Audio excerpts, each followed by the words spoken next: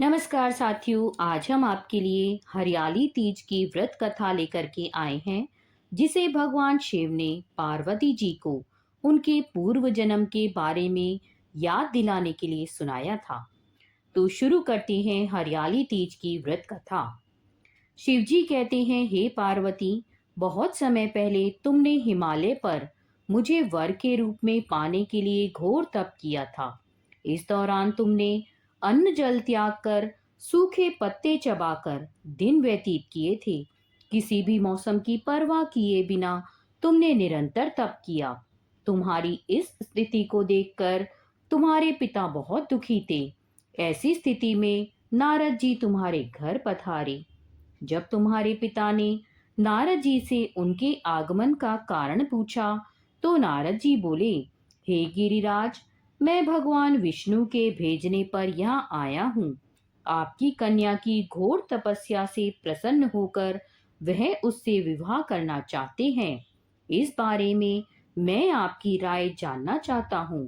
नारद जी की बात सुनकर पर्वतराज अति प्रसन्नता के साथ बोले, हे नारद जी, यदि स्वयं भगवान विष्णु मेरी कन्या से विवाह करना चाहते हैं, तो इससे बड़ी कोई बात नहीं हो सकती। मैं इस विवाह के लिए तैयार हूँ। फिर शिव जी पार्वती जी से कहते हैं, तुम्हारे पिता की स्वीकृति पाकर नारद जी विष्णु जी के पास गए और यह शुभ समाचार सुनाया।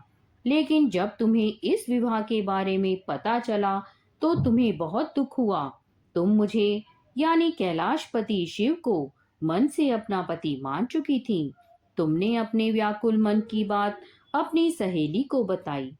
तुम्हारी सहेली से सुझाव दिया कि वह तुम्हें एक घनघोर वन में ले जाकर छुपा देगी और वहां रहकर तुम शिवजी को प्राप्त करने की साधना करना। इसके बाद तुम्हारे पिता तुम्हें घर में न पाकर बड़े चिंतित और दुखी हुए। वह सोचने लगे कि यदि विष्णु जी बारात लेकर आ गए और तुम घर पर ना मिली तो क्या होगा। उन्होंने तुम्हारी खोज में धरती पाताल एक करवा दिए, लेकिन तुम ना मिली। तुम वन में एक गुफा के भीतर मेरी आराधना में लीन थी। भाद्रपद तृतीय शुक्ल को तुमने रेत से एक शिवलिंग का निर्माण कर मेरी आराधना की, जिससे प्रसन्न होकर मैंने तुम्हारी मनोकामना पूर्ण की। इसके बाद तुमने अपने पिता से कहा कि पिताजी, मैंने अपने जीवन का लंबा समय भगवान शिव की तपस्या में बिताया है और भगवान शिव ने मेरी तपस्या से प्रसन्न होकर मुझे स्वीकार भी कर लिया है। अब मैं आपके साथ एक ही शर्त पर चलूंगी कि आप मेरा विवाह भगवान शिव के साथ ही करेंगे। पर्वतराज ने तुम्हारी इच्छा स्वीकार कर ली और तुम्हें घर वापस ले गए। कुछ समय बाद उन्होंने पूरे विधि विधान से हमारा विवाह किया। भगवान शिव ने इसके बाद कहा कि हे पार्वती, तृतीया को तुमने मेरी आराधना करके जो व्रत किया था, उसी के परिणाम स्वरूप हम दोनों का विवाह संभव हो सका।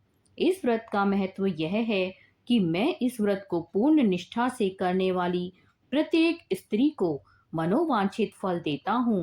भगवान शिव ने पार्वती जी से कहा कि इस व्रत को जो भी स्त्री पूर्ण श्रद्धा से करेगी, उसे तुम्हारी तरह अचल सुहाग प्राप्त होगा।